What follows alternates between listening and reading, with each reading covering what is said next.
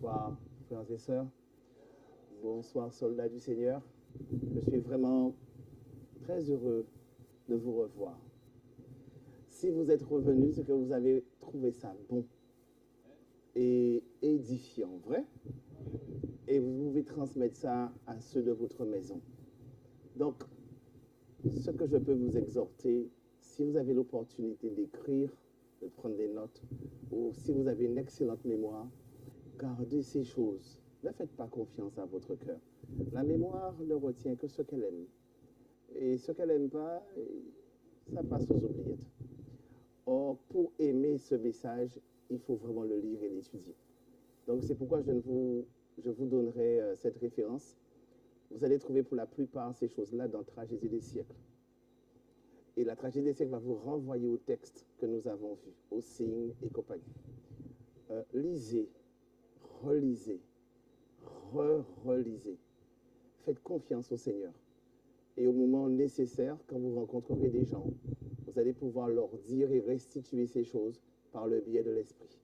Faites confiance à la part de l'Esprit, mais faites confiance aussi à la part qui vous est réservée, c'est-à-dire travailler à votre salut. Alors, nous sommes toujours dans le cadre des signes annonciateurs du retour du Christ. Et puisque nous voyons ces signes, nous allons voir comment Dieu va nous permettre de nous restaurer pour traverser ces signes. Nous avons vu à l'intérieur de la prophétie biblique de Daniel 8, 14, 2300 soirées matin, et le sanctuaire sera purifié. Nous avons vu de 538 à 1798 les 1260 années, comme vous le voyez à l'écran. Pour ceux qui ne sont pas très à l'aise avec les nombres, ne vous inquiétez pas. Gardez à l'esprit ce qui s'est passé. Vous comprenez? Gardez juste à l'esprit ce qui s'est passé. Pouvoir décrire, il y a une période où Dieu a permis la purification de son sanctuaire. Et pour ça, ils appellent ça les 1260 années, au cours de laquelle il y a eu des événements dans le monde, surtout au Moyen-Âge, où la papauté, Dieu nous a prévenu qu'un système va régner en maître et va mettre à mal les Écritures et tous ceux qui croient dans la parole. Si ceci existait, Dieu dit qu'il ramène le passé dans le présent. Ces choses se referont encore sous nos regards étonnés. Et si on vous dit que l'esclavage sera remis au bout du jour? Les vieux fantômes du racisme de l'époque aux États-Unis seront super actifs. Les nations vont mettre encore des hommes et des femmes à cause de leur croyance ou de leur couleur dans les bas-fonds. Ces choses reviendront. Si le Seigneur prend le temps de nous avertir, pourquoi? Afin que là où nous serons, si pour certains seront enchaînés, si certains ont le temps de fuir dans les montagnes, quel que soit là où vous serez, l'Esprit du Seigneur sera avec vous. Et s'il permet qu'un pan de montagne ou un pan de mur tombe pour vous libérer, l'Éternel fera ce qu'il y a à faire. Mais vous, votre cœur, votre âme et votre esprit appartiennent à l'Éternel. Ne regardez pas ce qu'il peut faire à votre corps, mais soyez conscient que l'Éternel vient chercher votre cœur et au son de sa voix, il vous ressuscitera. C'est ça le plus important. Car il est dit, ce corps-là n'ira nulle part. Nous sommes d'accord? Donc, pourquoi chercher à le conserver? Ceci dit, on a l'obligation de le maintenir en bon état. Nous sommes d'accord, car Dieu vous demandera compte de ce corps-là et comment vous l'avez maltraité. Donc, il faut bien le traiter. Marcher, manger sain, boire sain, regarder des choses saines, regarder des images saines, des sons sains. Vous voyez, tout ça, ça demande une discipline, mais ça vient petit à petit. Nous avons vu ces signes, mes amis. Ces signes qui annoncent le retour du Christ. Et dans le 6e sceau, tout ce qu'on attend, c'est que le ciel se retire comme un livre. Donc, ce sont des signes qui apparaissent dans le ciel. Mais il y a aussi sur la terre, nous avons vu des inondations, des catastrophes, des séismes. Ces choses-là ont bien déjà commencé et c'est là le commencement des douleurs. Mais ce n'est pas encore la fin. Mais nous savons, nous qui sommes parvenus à la fin des temps, que nous sommes à la porte d'un événement majeur. À partir de cet événement, les choses vont se précipiter. Est-ce que c'est en année, en mois? Je ne sais pas. Mais en tout cas, vous avez vu qu'en l'espace de 3 ans, on a pu changer la face du monde avec le Covid. Vrai? En l'espace de 3 ans, les gouvernements ont réussi à recanaliser les populations et à les maintenir enfermés dans leur maison. En 3 ans. Ça va vite. Jamais on pensait ça possible. Pourtant, pour un motif majeur, la face du monde a été changée. Donc imaginez pour quelque chose de beaucoup plus drastique. Ça peut aller très vite. Mais le caractère prend du temps. C'est pourquoi nous sommes là pour pouvoir prendre ça au sérieux. Car avec l'onction de l'Esprit, l'Éternel est capable de changer votre caractère, de changer le mien. N'abandonnez pas. On donne au persévérer. Si Dieu dit, vous changera, c'est pas un homme pour mentir. C'est pas un homme pour mentir. Il le fera. La preuve, regardez où vous êtes aujourd'hui. C'est parce qu'il vous a déjà transformé. Vrai? Mais plus vous vous approchez de lui, plus vous regardez toutes les petites taches qui sont sur votre caractère. Vous ne pouvez voir ces taches que parce que le Saint-Esprit vous les montre. Donc réjouissez-vous, mais regardez qu'au Seigneur, ne regardez pas aux taches. Parce que finalement, on est transformé à l'image de ce qu'on regarde. Ne regardez pas les taches. Vous savez qu'elles sont là et vous avez pour but de les caractériser avec la grâce de Dieu. Ce soir, nous allons voir les événements qui sont après ces signes. Donc, regardez, nous avons dépassé 1798, on se rapproche de notre époque. Vous allez voir qu'on va dépasser, on va aller jusqu'en 1844, on va dépasser 1844 pour aller au-delà de 2024, pour les événements qui sont devant nous. Tu peux continuer.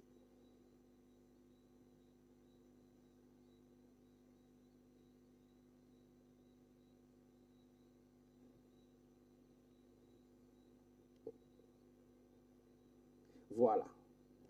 Mes amis, toutes ces vérités, tout ce qui est sur la frise chronologique, ce sont des choses que vous connaissez. Simplement, on les a mis sur une frise de temps. C'est un exercice, mes amis. Si vous connaissez la parole de Dieu, connaître, ça veut dire si vous connaissez les différentes phases chronologiques de la parole de Dieu, depuis Moïse jusqu'à la venue du Christ, et ensuite de la mort du Christ jusqu'à l'onction sur les disciples, vous êtes capable de dire, voici une ligne de temps. Il s'est passé ça, ça, ça, ça, ça, ça. C'est clair dans votre esprit. Et si c'est clair dans votre esprit, ce qui s'énonce clairement peut se dire clairement. Et plus les choses sont simples et claires, plus l'autre sera étonné et convaincu. Mais si c'est confus pour vous, vous allez dire, j'ai du mal à t'expliquer, le frère dit ça tellement bien, mais moi je ne sais pas comment. Non, il y a un temps pour tout. Je vous assure, mais restez persévérants. Voici le sanctuaire qui est en bas, c'est le sanctuaire céleste. Jésus-Christ, après sa mort, il est resté un certain nombre de temps avec les disciples, puis il monta au ciel. Vous savez qu'il est entré dans le ciel une fois pour toutes, nous dit Hébreu. Mais quand il est entré au ciel, il est entré dans quel appartement? Le lieu saint d'abord. Parce que rappelez-vous, il est dit, faites d'abord selon le modèle. Et dans le modèle, qu'est-ce qu'il y a? Un lieu saint, un lieu très saint. Et dans le lieu saint, il y a le même mobilier, le lieu très saint. Il y a le même mobilier, et à l'intérieur du tabernacle, il y a la loi de Dieu, avec ses 10 commandements. Donc, si ça existe au ciel, il n'y a pas un iota de la loi qui est changé. Toute la loi y est dans son intégralité, puisque Dieu l'a fait, Moïse l'a fait selon la copie. Donc, si on choisit de faire un petit acte de la loi, c'est notre responsabilité, c'est notre choix. Mais Dieu, quand il est au ciel, quand il ouvre le tabernacle, il voit toute la loi. Et quand il me passera en jugement, il va passer devant moi, je serai devant toute la loi. Je ne vais pas lui dire, Seigneur, mais non, il n'y avait que 5, Seigneur. Je vais dire, ah bon? Donc, depuis l'an 34, la mort d'Étienne, il a traversé le sanctuaire, le lieu saint, jusqu'à ce qu'il arrive en 1844.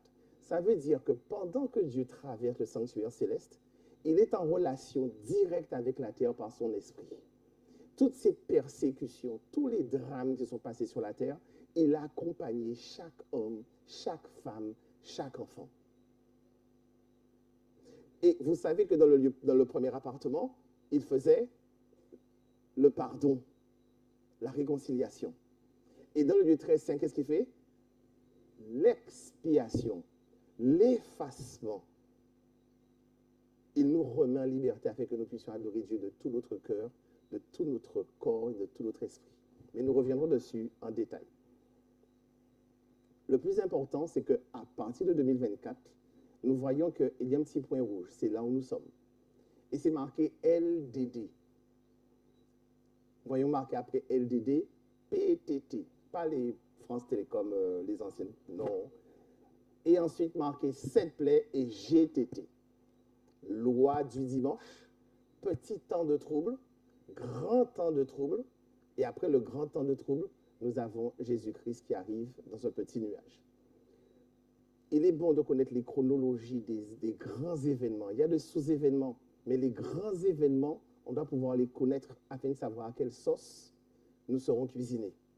Mais je vous assure, ça sera une sauce exceptionnelle parce que de là va sortir, vous et moi, d'une excellente saveur. Puisque vous et moi, vous serez scellés. Vous serez immortels. On ne pourra pas vous faire mourir à un moment donné. Parce qu'il n'y aura plus de martyrs, ça ne sert à rien. Puisqu'une fois que Christ revient, celui qui meurt, ça n'a plus de sens pour les générations futures. Il n'y en a pas. C'est la dernière, celle qui a subi ça, c'est elle qui est scellée et qui part au ciel avec tous les morts. Il n'y a plus d'autres personnes sur la terre, vous comprenez? Donc à un moment donné, plus personne ne mourra. Mais avant cette étape-là, mes amis, ça sera une période de douleur et de détresse que la terre n'a jamais connue. Et il vaut mieux avoir la parole de son cœur, dans son cœur pour traverser cette période. Nous allons voir ça ensemble.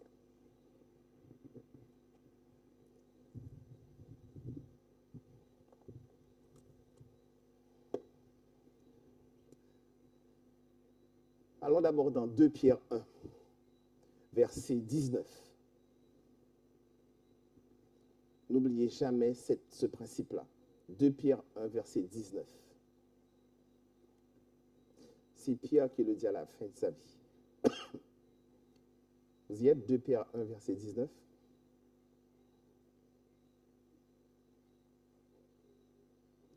Vous y êtes?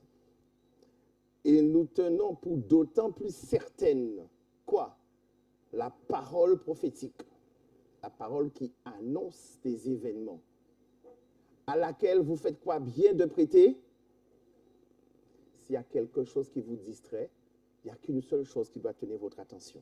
La parole prophétique.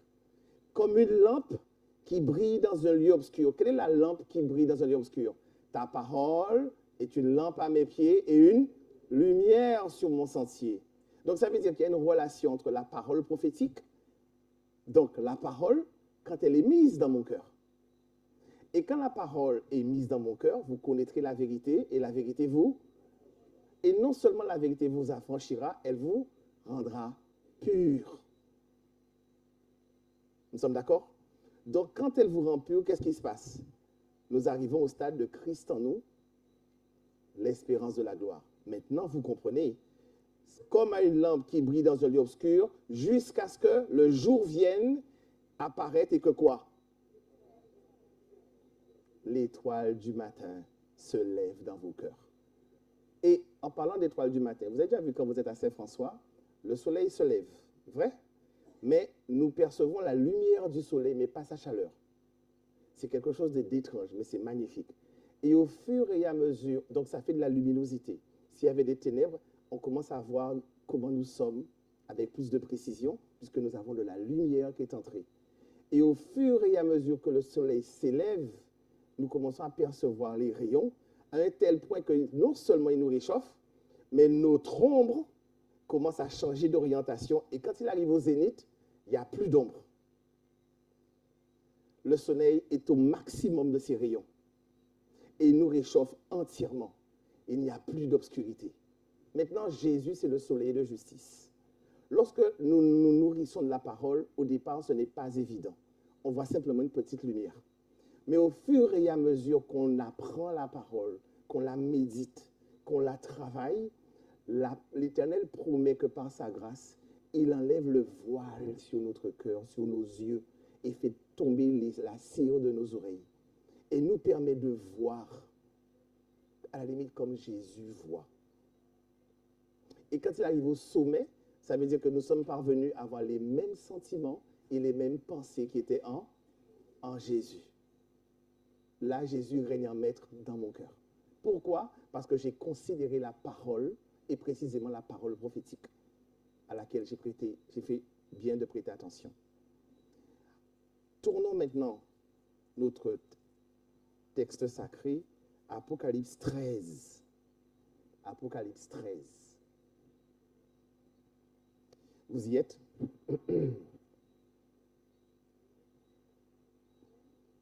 Apocalypse 13. Nous sommes au verset 2.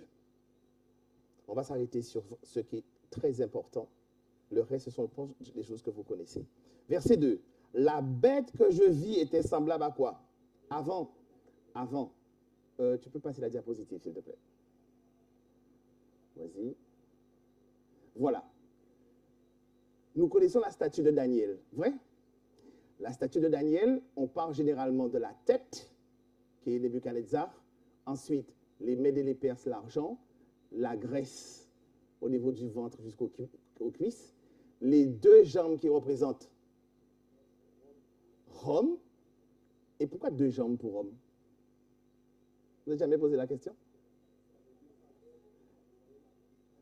Le royaume avait deux faces. Donc, à la limite, on aurait pu comprendre que la première face, c'est la Rome païenne. La deuxième face, c'est la Rome. Mais dans ce cas, il y a un problème chronologique et la statue n'est pas en équilibre. En fait, vous savez que l'Empire romain va être partagé en deux. L'Empire d'Orient et l'Empire d'Occident. L'Empire d'Occident, qui va donner l'Europe, va tomber en 476. L'Empire d'Orient va tomber en 1472 sous l'effet des attaques des Sarrasins, des musulmans. Vous savez, s'il n'y avait pas les musulmans, toute la terre serait catholique. Vous n'avez pas réfléchi à ça? S'il n'y avait pas les musulmans, nous serions tous catholiques. Qu'est-ce qui s'est passé pendant le Moyen-Âge? Pendant que les rois d'Europe se convertissaient à la papauté, ils devenaient catholiques, la première nation à s'être convertie, c'est la France, avec Clovis. Ensuite, Richard, cœur de lion, roi d'Angleterre, s'est converti au catholicisme. Alors, lorsque toutes ces nations se sont converties, les Sarrasins, plus connus selon les musulmans, sont sortis d'Orient et ont commencé à faire leur conquête en repassant par l'Afrique du Nord. Et ils sont remontés par l'Espagne et ils ont été arrêtés à Poitiers. Ils sont restés 5 siècles en Espagne.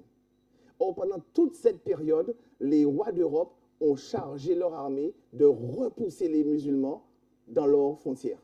Mais entre-temps, qu'est-ce qui s'est passé? Pendant qu'ils persécutent les chrétiens, la réforme est arrivée. Les protestants sont arrivés. Donc, ils ont redirigé leur armée pour faire éteindre l'esprit protestataire. Or, chaque fois qu'ils dirigeaient leur armée pour éteindre les protestants, les Sarrasins venaient à la frontière. Donc, tout le Moyen-Âge s'est passé comme ça. Et c'est intéressant de voir comment l'Éternel est très fort. L'Éternel utilise qui il veut. Et il a utilisé l'islam. Vous connaissez l'histoire du Waneko? Personne ne connaît l'histoire du Waneko? L'Éternel a suscité un roi païen pour aller exécuter une mission. Et il a dit à... Non, ce n'était pas Josaphat, c'était... Je ne sais plus quel roi. C'était Josaphat? Josias. Et il a dit, Josias est venu près de ce roi. Il dit, mais où est-ce que tu vas comme ça? L'Éternel m'a envoyé faire une mission. Josias, homme de Dieu, ne te tiens pas devant moi, sinon je vais devoir t'éliminer. Comment l'Éternel t'envoie faire une mission, toi, un roi païen? Eh bien, Josias s'est déguisé pour pouvoir empêcher cette mission. Et Josias est mort. Parce qu'il n'a pas consulté l'Éternel. L'Éternel avait suscité un pharaon pour aller détruire une autre nation qui devait absolument ne pas progresser plus que ça. L'Éternel utilise qui il veut pour pouvoir faire une mission. Les musulmans ont été utilisés pour permettre au protestantisme de sortir, de fleurir. Parce qu'à un moment donné, lorsqu'ils ont fait l'assaut final sur l'Europe, les rois de France et la papauté ont demandé de laisser les protestants tranquilles une fois pour toutes. Et nous allons diriger l'effort de guerre vers toutes les frontières de l'Orient. et ils ont battu les Sarrasins, ils les ont ramenés dans leurs frontières propres. Si ce n'était pas les Sarrasins, tout le protestantisme aurait disparu. Nous n'aurions pas connu la Bible dans les mains. Nous serions tous en train de parler latin. Vous comprenez ça? Et ça, c'est une curiosité de l'histoire. Vous trouvez ça également dans le chapitre 9 de l'Apocalypse. Nous aurons l'occasion un jour, s'il y a une nouvelle invitation, de parler des sauterelles, en fait. La Bible parle de l'islam dans l'Apocalypse 9. Et ça, il faut mettre le lien. Pour le découvrir, il faut mettre le lien avec l'esprit de prophétie direct. Sinon, c'est avec l'histoire. Sinon, c'est difficile à voir. Regardez ce qui est dit, verset 2. La bête que je vis était semblable à quoi? Or, dans l'Écriture, si vous voyez Daniel 2, Daniel 7, Daniel 8, nous partons toujours de la tête. Mais là, regardez où il part. Je vis une bête qui était semblable à un léopard. Dieu parle dans la description par le bas. Le léopard, c'était Alexandre le Grand. Ensuite, il remonte. Ses pieds étaient comme ceux d'un ours. Or, l'ours, c'était qui? C'était les Mèdes et les Perses. Et il remonte encore. Sa gueule était comme une gueule de lion. Et le lion représente la Babylone avec Nebuchadnezzar. Donc, ça veut dire la bête est venue dans le temps bien plus tard. Mais Dieu est en train de nous montrer que la bête a pris comme héritage la perversion des Babyloniens, la méchanceté des Mèdes et des Perses, le vice des Grecs et la persécution des Romains païens. Donc, quand la papauté est entrée au pouvoir, fort de cet héritage, quand elle s'est mise à travers l'Inquisition à organiser ses affaires, elle a réussi dans ses voies. Vous comprenez? Parce qu'elle avait un héritage de plusieurs siècles.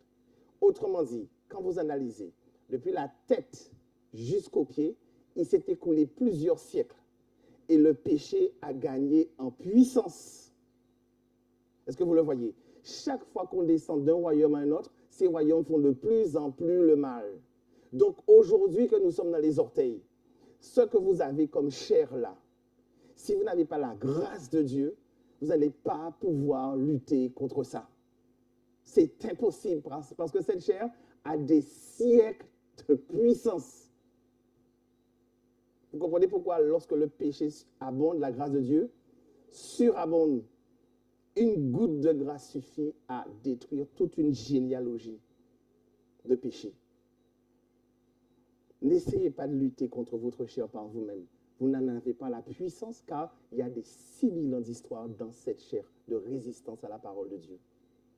Donc il faut vraiment de la détermination pour soumettre la chair. Dès lors, vous comprenez Paul? Je traite. C'est pas que Paul avait... Il savait que cette chair-là n'était pas facile. Il n'y a qu'une seule façon de se remettre à Dieu pour la soumettre. La soumettre, la contrôler pour que votre esprit puisse régner sur votre corps. Le dragon, qui est le dragon?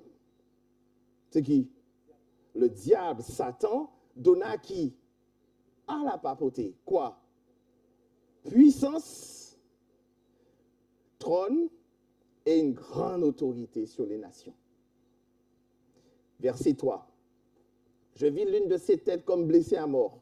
Vous savez, c'est ce qui s'est passé en 1798, lorsque Napoléon envoya son général capturer la papauté directement au Vatican et l'emmener sur l'île d'Elbe pour mourir, à Valence.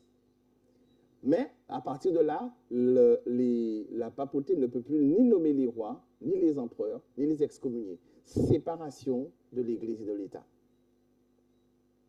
Mais qu'est-ce qu'on vous dit? Mais sa blessure mortelle, nous sommes en 1798, fut guérie.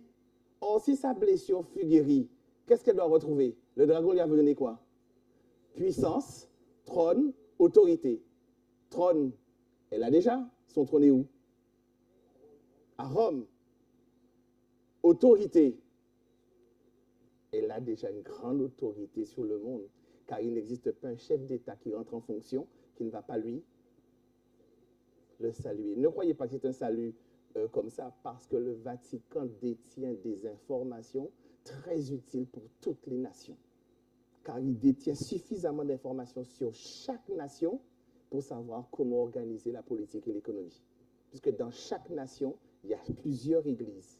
Et dans chaque église, il y a des évêques, des prêtres. Et dans chaque prêtre, leur fonction, c'est de faire la confession. Et quand vous faites une confession, vous savez dans le quartier qui est l'homme important, qui est l'homme qui a des idées subversives, qui est l'homme doux, qui est l'homme qui domine, vous savez quelles sont les familles qui règnent. Et ces informations remontent et sont classifiées. Et les États ont besoin de ces informations. Vous comprenez? Et partout dans le monde, tout le monde se confesse. Tout le monde a un squelette dans l'armoire. Donc, ils connaissent les squelettes de personnes politiques. Et tout le monde veut être au courant de ces squelettes. Vous comprenez? Donc, quand on va chez eux, ce n'est pas pour reconnaître tant l'homme, c'est parce qu'ils savent qu'ils sont capables de faire tomber des chefs d'État. C'est une organisation puissante et un moyen financier terriblement bon. Si vous faites l'inventaire des entreprises qui appartiennent au Vatican, vous serez surpris, surtout les débits de boissons. Toute la terre est en admiration derrière elle. Donc, était à l'époque. Maintenant, regardez. Nous allons verset 6. Vous connaissez le verset 5. Il lui faut donner une bouche qui proférait des mensonges et des blasphèmes. Il lui faut donner le pouvoir d'agir pendant 42 mois. Vous connaissez ces 1260 années, tout le Moyen-Âge. Verset 6. Elle ouvrit la bouche pour proférer des blasphèmes contre Dieu, pour blasphémer son nom et son tabernacle et ceux qui habitent dans le ciel. Il lui faut donner faire la guerre aux saints, verset 7, de les vaincre. Et il lui faut donner l'autorité sur toute tribu, tout peuple, toute nation, toute langue. Ça s'est passé. Maintenant, le verset 8. Et tous les habitants de la terre, que voyez-vous? Vous avez un futur là. C'est plus un passé. Puisqu'il a sa blessure est guérie, tous les habitants de la terre l'adoreront. Tous les habitants de la terre l'adoreront. Comment il fait ça? Parce qu'il a une puissance de séduction. Le diable lui a donné la puissance de séduction, au point de séduire les rois, les empereurs. Alors imaginez le peuple en bas. C'est facile. Si ce n'est pas par l'Esprit de Dieu, c'est impossible. Mais regardez le verset 8. Tous les habitants de la terre l'adoreront, ceux dont le nom n'a pas été écrit dès la fondation du monde. Autrement dit, tous ceux qui ne sont pas sauvés vont l'adorer. Là, la Bible est beaucoup plus claire. Tous les habitants de la terre, sauf le peuple de Dieu. Vous le comprenez? Et les habitants de la terre, c'est des milliards, sauf le peuple de Dieu. Donc forcément, vous allez voir à un moment donné, il va y avoir friction entre les milliards et un petit nombre. Pour que ça puisse tourner rond, soit ce petit nombre se soumet, soit on fait ce petit nombre disparaître. Il n'y a pas de solution. Donc vous savez déjà quelle sauce on sera mangé. Mais on ne sera pas tous...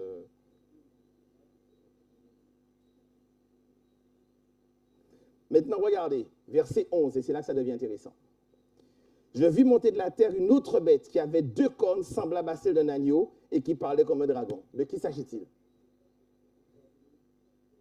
Tout le monde le sait qu'il s'agit des États-Unis.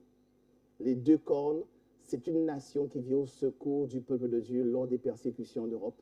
Ils ont fui l'Europe en passant par l'Angleterre. Ils sont arrivés aux États-Unis.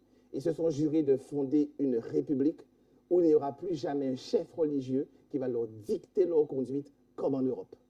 Ils vont faire une constitution quasiment inspirée par Dieu, où chacun a la liberté de penser, la liberté de conscience et d'adorer en toute liberté. Et ça, c'est une constitution sacrée. Et pour que les États-Unis parlent comme un dragon, il faut qu'ils s'attaquent à la Constitution. Le jour où vous verrez qu'on met en place une modification de la Constitution, vous saurez que les choses deviennent difficiles. Parce qu'il faut la modifier pour que les gens puissent avoir l'interdiction de choisir le Dieu qu'il va vouloir adorer. Et on vous dit qu'il va commencer, c'est un agneau qui parle comme un dragon. À mon avis, soit l'agneau a rencontré quelque chose, cette chose est entrée en lui, et il commence à parler d'une façon bizarre, ou c'est un agneau étrange. Donc vous savez, comme vous et moi, celui qui est entré dans l'esprit qui est entré dans l'agneau, c'est l'esprit de l'ennemi de nos âmes. Et qui fait que cette nation, maintenant, est une nation qui n'est plus le champion des libertés, le champion de l'absence de liberté. Il y a plein de cas, plein de cas, plein de cas. Mais il faut vraiment lire entre les lignes et regarder ce qui se passe simplement dans la Caraïbe et vous allez pouvoir connaître le caractère des États-Unis. Quand vous voulez connaître le caractère d'une nation, ce n'est pas la nation qu'il faut aller regarder. Regardez le peuple qui subit cette nation. Et parler au peuple qui subit cette nation, vous aurez un son de cloche tout à fait différent. Car les Américains ne savent pas ce que font fait son gouvernement à l'extérieur. De même que les Français ne savent pas ce que fait le gouvernement français à l'extérieur. Donc on ne peut pas leur en vouloir. Maintenant, regardez. Les États-Unis, elle exerçait, verset 12, toute l'autorité de la première bête, donc de la papauté, en sa présence. Et elle faisait que la terre et ses habitants adoraient la première bête, donc adoraient la papauté. Les États-Unis vont faire que les habitants de la terre adorent la papauté. Vous vous dites, mais comment un pays champion de liberté, prospère, va obliger les gens, c'est la papauté pour adorer. Alors qu'au départ, elle était anti-papauté au point de la fuir l'Europe et de s'installer dans une terre où coule le lait, le miel, afin qu'aucun système religieux de cette façon puisse naître aux États-Unis. Et voilà maintenant, elle va être le bras armé de Rome. Parce que rappelez-vous, Rome n'a pas une armée suffisante pour faire plier le monde à sa volonté. Donc elle a besoin d'une nation. Regardez, dans le Moyen-Âge, pour que la Rome puisse régner, elle avait besoin de l'armée civile, l'armée des rois. Et comme les rois étaient convertis, lorsqu'ils disaient un roi à gauche, l'armée du roi allait faire ce que la papauté lui demandait. Emprisonnait, ils ont même mis en place l'Inquisition, c'est un système militaire qui était vraiment très dur. J'allais dire même comme la Gestapo. Très, très, très dur. Et elle existe encore, mais elle est encore en sommeil. Nous allons voir des citations qui viennent confirmer tout ce qu'on est en train de dire. Donc,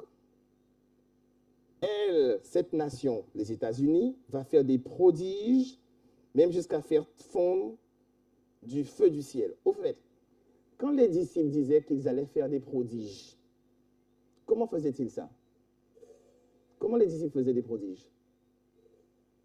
C'est l'Éternel, par son esprit, permettait aux disciples de faire des miracles et des guérisons. Or, si l'ennemi permet à des hommes de faire des prodiges, c'est par quoi? Par l'esprit de l'ennemi. Ils seront capables de faire des prodiges, des guérisons, du feu tombé du ciel. Pas une illusion, quelque chose de réel. Le diable est un menteur, une illusion. Des choses que les gens seront étonnés de voir, mais il le fera parce que ce sont ses dernières heures. Maintenant, le verset 15, regardez. Il lui fut donné d'animer l'image de la bête, afin que l'image de la bête parlât, et qu'elle fit que tous ceux qui n'adoraient pas l'image de la bête fussent tués. Donc, la chose qui est plus importante, c'est dans le texte, c'est quoi? L'image de la bête ou la marque? Ou même le nom? À votre avis, qu'est-ce qui est le plus important? À quoi faut-il faire le plus attention? À l'image de la bête? À la marque? Nous allons voir ça. C'est que l'image de la bête n'est pas claire. Qu'est-ce que c'est que l'image de la bête? On va regarder ça. On y va.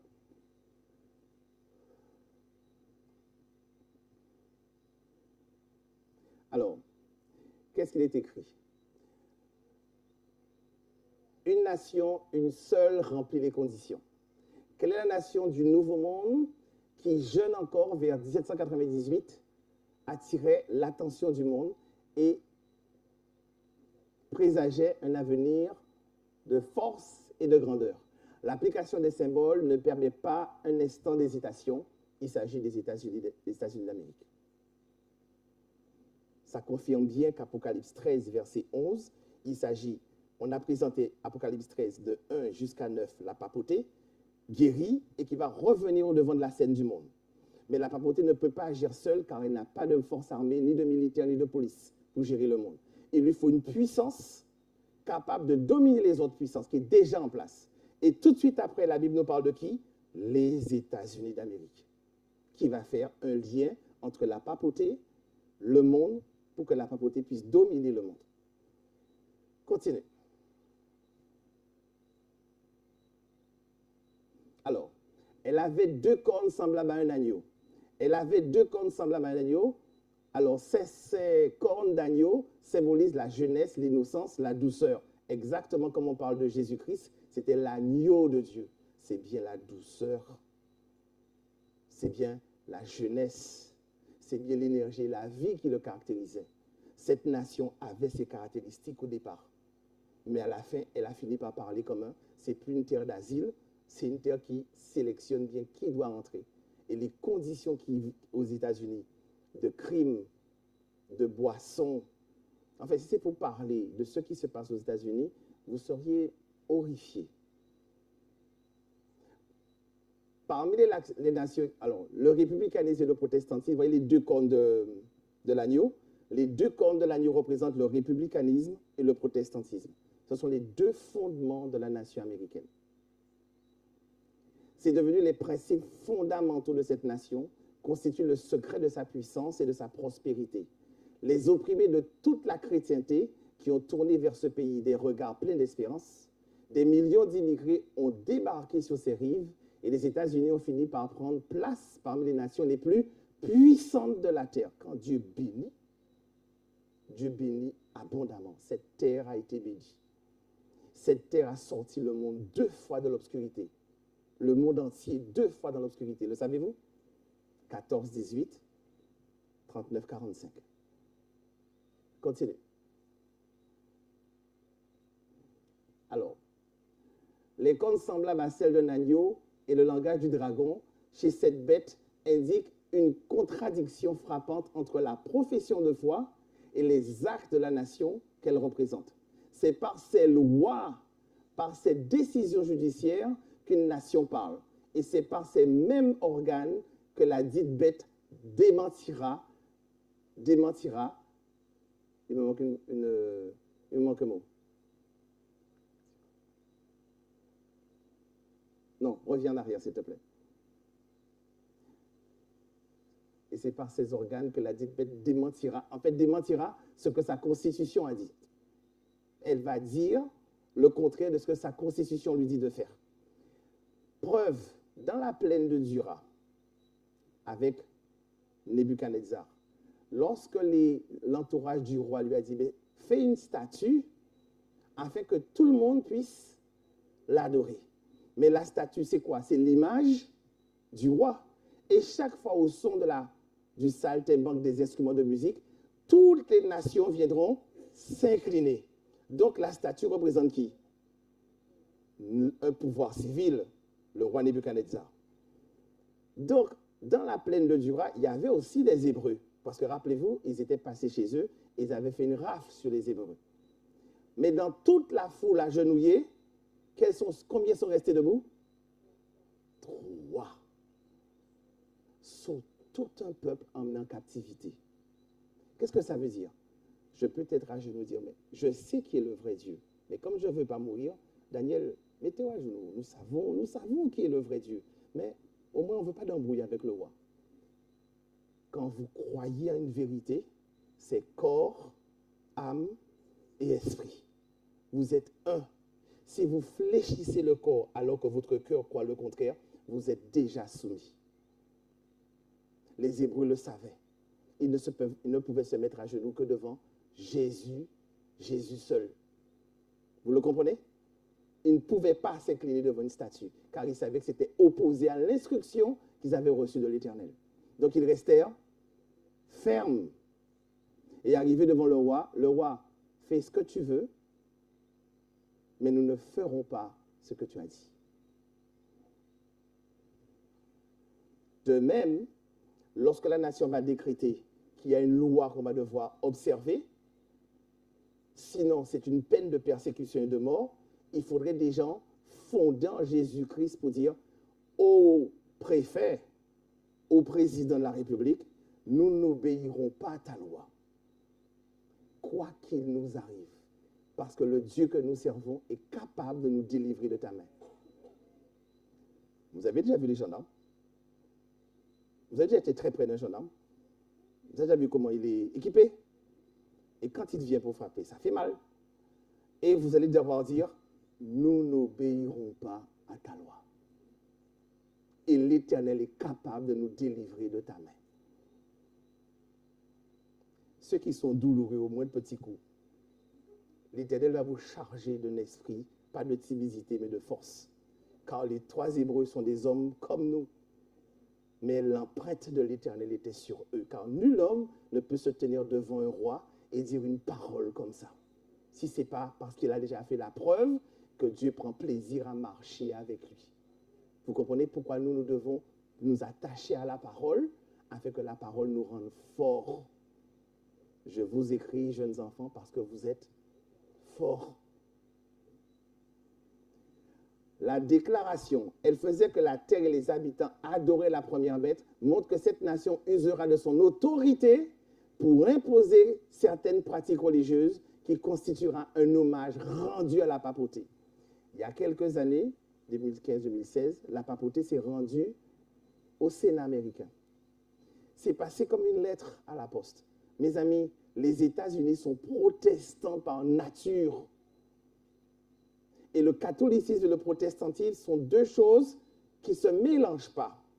Pourtant, quand il est arrivé, c'était une standing ovation. C'est-à-dire que tout le monde était debout et reconnaissait le maître spirituel du monde est entré dans un monde libre, dans le Sénat américain. C'est étonnant, puisque l'histoire américaine se dresse justement contre ce type de personnes. C'est pourquoi cette nation s'est fondée. Or, c'est une standing ovation. Donc, ça veut dire que c'est une terre presque conquise par ce système. Continuons. Les États-Unis avaient 2 cornes. Finalement, il finit par parler comme un dragon. Il y avait la liberté religieuse. Maintenant, c'est de l'intolérance religieuse. Je regarde l'heure. Est-ce que j'ai le temps de vous dire ça? Il y avait l'histoire de cette femme. Vous savez que l'ensemble des États américains a voté l'homosexualité. Mais il y a une chrétienne qui travaillait dans un tribunal.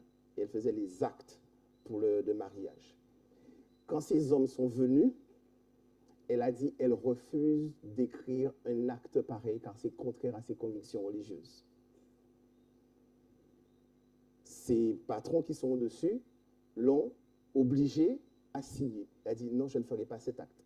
Finalement, ils l'ont mis pratiquement dehors. Ils l'ont chargée avec des accusations pour ne pas avoir fait un acte que la loi l'oblige. Ils l'ont incarcérée.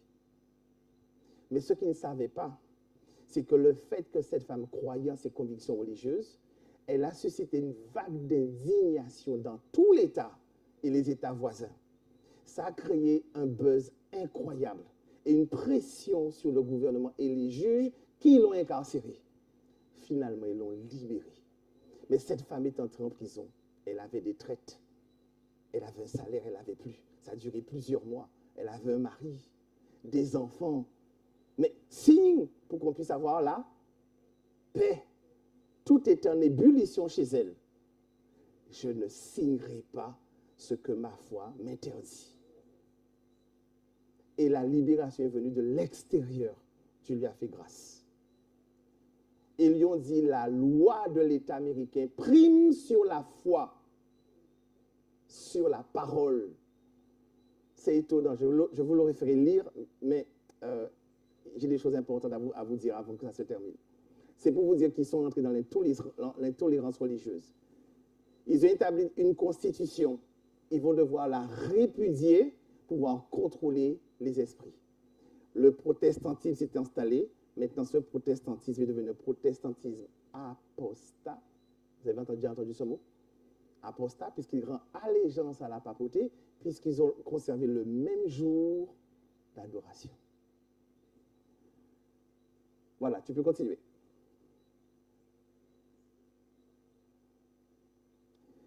Qu'est-ce que l'image de la bête? Nous allons directement. Alors, on l'appelle également une image de la bête, puis on apprend à quoi ressemble l'image de la bête et comment elle est formée. Nous devons étudier donc les caractéristiques de la bête elle-même. Mais nous allons voir ce que c'est directement l'image de la bête. Continue. Il en résulte du système papal une église qui contrôlait le pouvoir de l'État et l'utilisait pour parvenir à ses fins propres, spécialement dans la répression de l'hérésie. Tout ce qu'elle considérait, tous ceux qui ont la Bible et qui donnent la justification par la foi directe sans passer par la papauté, ce sont des hérétiques et méritent d'être brûlés. Afin d'amener les États-Unis à former une image de la bête, le pouvoir religieux, c'est-à-dire le protestantisme, doit si bien contrôler le gouvernement civil que l'autorité de l'État soit également employée par l'Église pour parvenir encore à ses fins. L'image de la bête, c'est quoi? Lorsque le pouvoir religieux va contrôler l'exécutif du pouvoir civil américain, pour le pouvoir exécutif puisse faire la volonté de l'Église protestante aux États-Unis. Vous avez compris? Exactement comme la papauté l'a fait pendant tout le Moyen-Âge sur les rois et les empereurs. Mais cela va se passer aux États-Unis. Donc vous comprenez que la loi du dimanche est quelque chose qui devient naturel. L'image pour la bête représente cette forme de protestantisme apostat qui se développera quand les États-Unis protestants rechercheront l'aide du pouvoir civil afin d'imposer ces dogmes sur tout le territoire. Et ensuite, ils influenceront les autres nations pour qu'ils puissent faire la même chose. C'est quelle nation cela va aller en premier?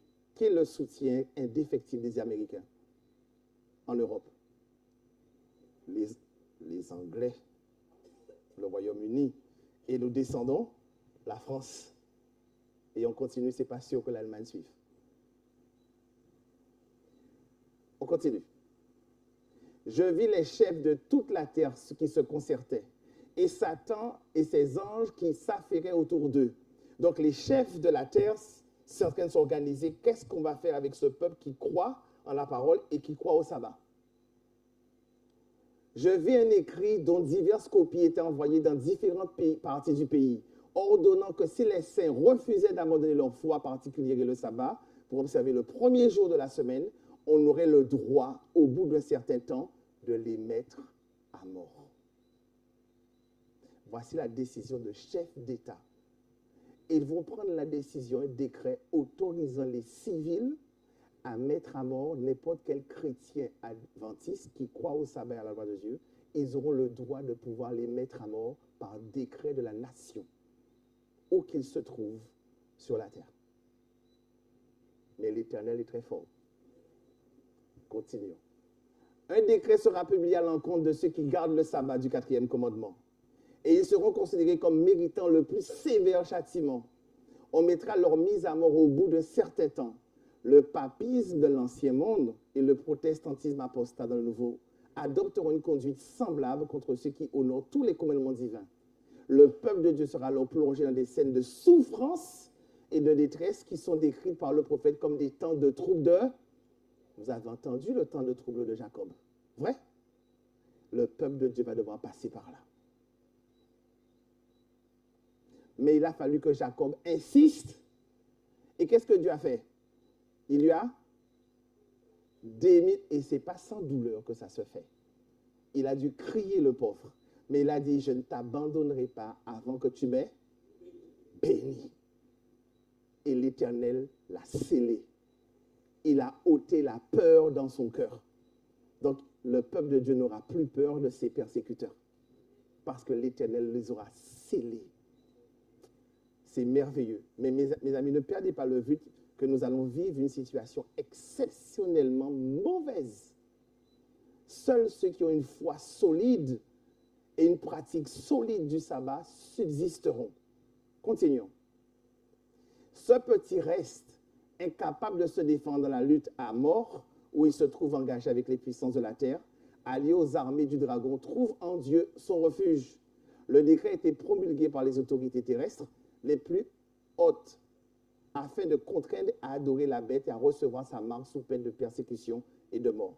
Puisse Dieu aider son peuple maintenant, car que pourra-t-il faire en ce temps-là, au milieu d'un conflit si terrible? Donc, Dieu doit aider son peuple quand? Dans le futur Aujourd'hui, vous comprenez pourquoi aujourd'hui il est plus qu'important que nous prenions la parole de Dieu au sérieux et que nous entrions en alliance avec l'Éternel, afin que l'Éternel nous donne l'habitude de l'endurance dans l'épreuve et la souffrance, afin que nous traversions victorieusement ces épreuves, car l'Éternel nous a avertis. On ne peut plus vivre comme on vivait sans que notre caractère soit béni. Continuons, on va terminer. Il reste peu de temps. Lorsque le décret sera publié par différents chefs de la chrétienté contre ceux qui gardent le commandement, leur retirera la protection du gouvernement et va livrer ces chrétiens qui désirent leur destruction. Le peuple de Dieu fuira dans les villes et les villages, se regroupant. Il habitera dans les endroits les plus désolés, les plus solitaires. Nombreux seront ceux qui trouveront leur refuge dans les places fortes des montagnes. Mais beaucoup de personnes de toute nation, toute classe, élevées et inférieures, riches ou pauvres, blancs et noirs, se trouveront livrés au plus injuste et plus cruel esclavage. Les vieux démons reviendront.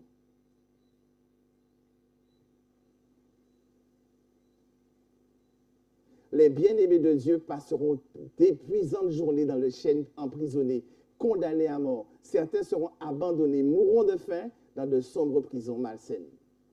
Il y a une phase, une première phase, vous avez vu que c'était marqué petit temps de trouble, certains vont mourir. Il y a d'autres qui ne mourront pas, qui vont pas partir dans les montagnes. Mais heureusement qu'ils se sont habitués dès aujourd'hui à passer une journée sans manger. J'espère que vous passez une semaine avec un jour de jeûne déjà de prévu, pour pouvoir discipliner votre corps à rester sans manger un jour. Car si vous n'habituez pas votre corps maintenant à rester un jour sans manger, mais quand vous serez dans la montagne, comment en tiendrez-vous? Puisque nous mangeons à toute heure, or nous ne respectons pas la discipline alimentaire du Seigneur. Dieu donne toutes ces choses pour que nous restions en vie, afin qu'au moment de la persécution, vous soyez aptes à pouvoir la traverser par la grâce, parce que Dieu vous a trouvé obéissant.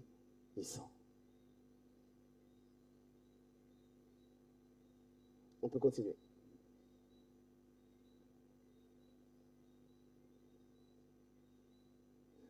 Oui, c'est important. Bien que le décret général ait fixé le temps où les observateurs du commandement pourront être mis à mort, leurs ennemis, dans certains cas, anticiperont le décret. Ils vont vouloir mettre le peuple de Dieu à mort avant le décret. Mais personne ne pourra franchir quoi? La garde puissante que l'Éternel mettra aux côtés de chaque âme fidèle. Certains seront assaillis pendant leur exode dans les villes et dans les villages, mais les épées que l'on lèvera contre eux se briseront et tomberont à terre comme fétus de paille. D'autres seront défendus par des anges ayant l'apparence de guerriers. Littéralement, des anges lutteront contre eux. Donc, dans cette deuxième phase, aucun fidèle de l'Éternel ne mourra. Ils verront des anges lutter littéralement pour sauver leur vie. C'est là où on va qu'on sert un Dieu très fort. Ça sera une situation exceptionnelle. On termine. En ce temps-là, le peuple de Dieu ne se trouvera pas en un seul endroit. Il sera réparti dans divers groupes, dans différentes parties du monde. Et les fidèles seront mis à l'épreuve individuellement. Ah, comme dit moi un tel, nous qu'est-ce qu'on fait ensemble? Chacun va devoir traverser son désert tout seul. Tout seul. Jacob était bien tout seul avec l'Éternel. Tout seul. La foi individuelle des membres de l'Église sera mise à l'épreuve comme s'ils étaient seuls au monde. Vous comprenez pourquoi vous devez lutter avec l'Éternel ce soir et toute votre vie. Car vous savez déjà comment ça va se terminer. Mais vous êtes déjà entraînés car vous êtes les soldats de l'Éternel. Un soldat n'est-il pas déjà averti? Nous sommes avertis. Nous connaissons déjà la chute des étoiles. Nous connaissons les lois qui vont être mises en place. Qu'est-ce que Dieu veut? Que nous achevions la préparation de notre caractère maintenant, par l'aide de sa grâce, tous les jours où nous vivons. C'est la seule façon de traverser ces épreuves-là. Et quand les persécuteurs, les meurtriers viendront vous faire du mal, votre cœur étant le cœur de Jésus, vous allez prier l'Éternel pour que ces hommes et ces femmes entrent en raison.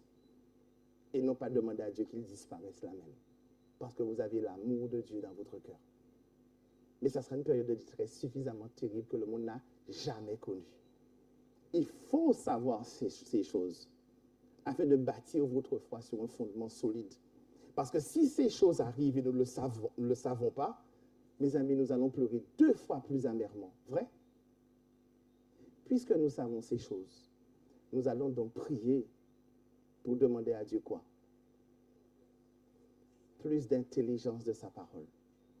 Qu'il forme notre volonté à rester attaché à sa parole. Qu'il suscite en nous l'esprit d'obéissance. Qu'il fasse tomber les écailles de nos yeux afin que nous puissions voir la réalité telle qu'elle est et de voir l'ennemi de nos âmes partout où il est. Et de garder à l'esprit, voici comme ça que ça va finir. Donc je ne peux pas ne pas avertir mon voisin. Je ne peux pas ne pas avertir une famille qui doit pouvoir marcher à la lumière de la parole de l'Éternel. Sinon, ils scellent leur destin pour la fin. Comprenez ça, mes amis? Mais nous allons prier dans ce sens-là. Nous allons faire des groupes de, comme vous êtes 2, 3 ou 4, et nous avons évoqué l'Éternel sur la base de la parole qui a été reçue pour qu'il nous donne la force de ne plus jamais nous éloigner de la parole et de nous préparer à entrer en alliance avec lui samedi prochain, où nous allons voir comment la Sainte Seine est une opportunité que Dieu donne à chaque homme et femme, enfant qui vivent, de renouveler son esprit dans vos cœurs afin d'assurer votre salut dans le ciel avec tous les saints. Nous verrons ça avec ces textes-là. Et nous allons prendre 2 exemples, celui de Pierre et celui de Judas, ce qui s'est passé dans leur cœur quand Jésus se leva pour laver leurs pieds. Mais il s'est passé quelque chose avant. Et vous devriez le savoir. Et c'est pourquoi la Sainte Seine prend un sens tout particulier. Nul ne devrait rater ces moments-là. Ce sont des moments solennels. Parce qu'ils nous projettent dans un avenir certain où nous aurons besoin de la toute-puissance de l'Éternel pour rester debout. Le comprenez-vous, mes amis? Prions en ce sens alors. Puisque Dieu nous a fait voir de manière globale les différents événements qui vont succéder, mais l'Éternel a prévu la restauration de notre cœur également, pour nous aider dès aujourd'hui à rentrer dans son plan, afin de pouvoir traverser ces choses et être capable d'avertir et que nous n'ayons plus peur. Car quand Dieu est dans un cœur, l'amour de Dieu chasse la peur, mais il libère la sérénité. Donc ces choses ne sont pas de nature à effrayer, mais à rendre le chrétien joyeux, parce qu'il sait qui est sa délivrance. Que Dieu vous garde et vous bénisse. Je vous donne rendez-vous donc demain pour ce point important. Comment Dieu va faire notre restauration et qu'est-ce qu'il nous a donné pour cela.